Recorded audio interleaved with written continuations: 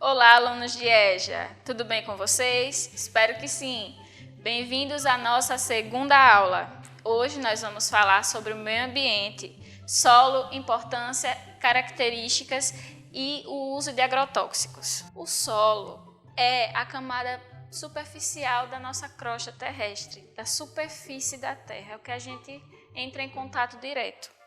Ele é um complexo composto de materiais, minerais e orgânicos. Por quê?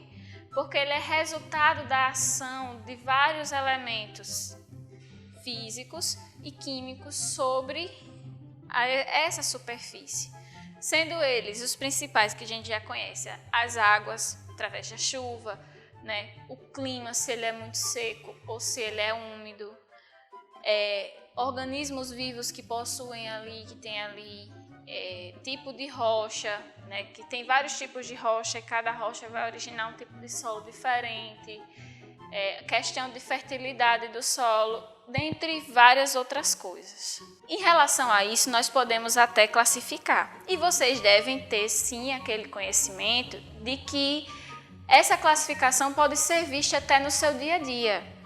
Nós podemos classificar os solos através da ação conjunta de diversos fatores. Entre eles, nós temos em relação à cor, que é a definição de solos vermelhos, amarelos, roxos, solos escuros e solos claros.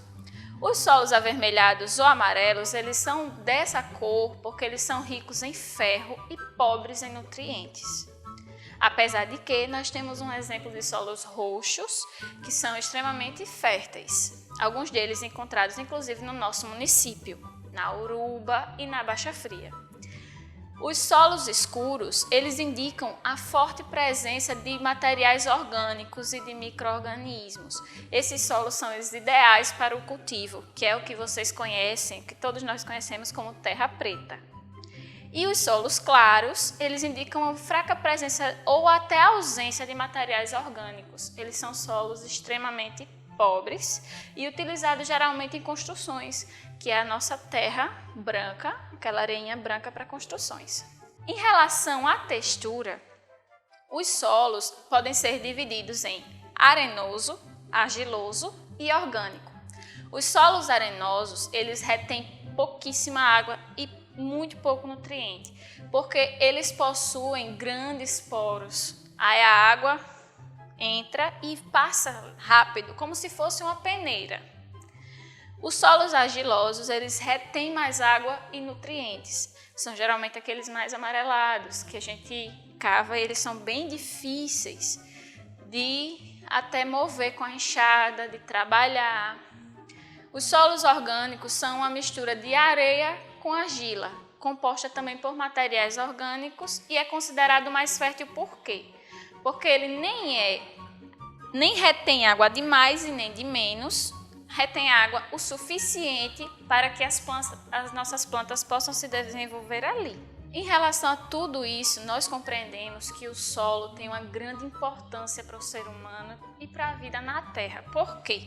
Porque ele é a base de todos os alimentos que a gente consome, além de também ser a base para todos os materiais orgânicos necessários para a sobrevivência na vida da Terra, tanto os orgânicos quanto os inorgânicos, porque também é na Terra que nós tiramos a matéria-prima de vários derivados, como o plástico, o vidro e etc. A exploração do solo também permite uma gama de materiais, minérios e até a produção de energia também. Por quê? Porque o solo é responsável pela armazenação de água, dos nossos rios.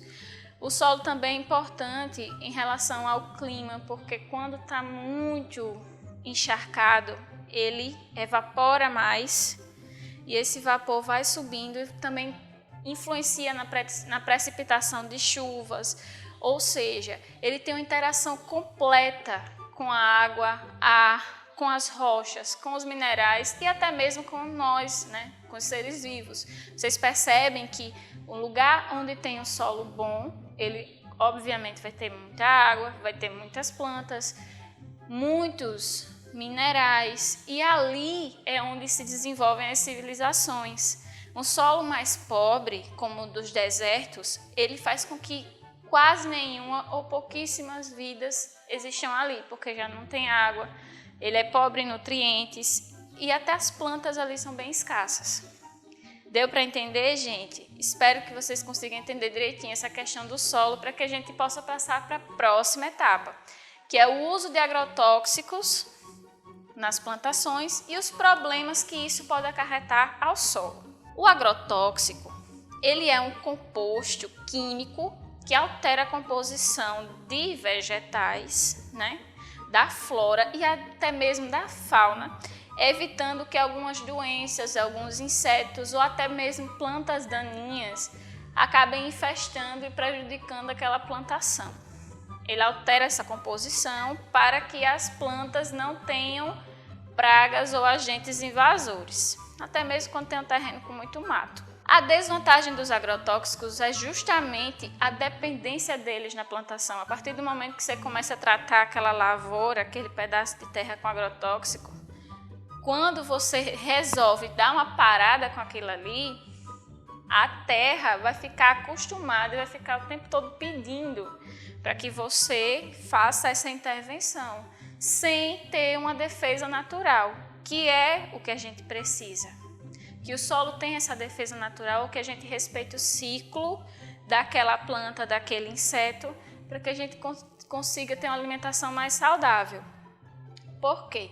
Os agrotóxicos também têm um agravante muito grande, que é as doenças relacionadas a ele. Doenças como arritmias cardíacas, lesões renais, câncer e alergias respiratórias são comuns em quem tanto utiliza quanto as pessoas que consomem alimentos com aqueles agrotóxicos. O risco de contaminação ele é elevadíssimo e tanto a médio quanto a longo prazo, ou seja, você não está fazendo mal só a você, você também está fazendo mal aos seus filhos, aos seus netos e aos seus bisnetos, utilizando esse tipo de composto na sua produção, esses agrotóxicos. Então vamos ter um pouco mais de cuidado para respeitar o nosso planeta e ter uma alimentação mais saudável, uma vida melhor para nós e para os nossos futuros descendentes. O conteúdo da aula de hoje foi esse, pessoal. Eu espero que tenham gostado. Agora se juntem com o professor de sala ou acompanhante de vocês para discutirem essas questões, o que a gente conversou hoje, e responder o seu caderno de atividades em casa. Muito obrigada, até a nossa próxima aula.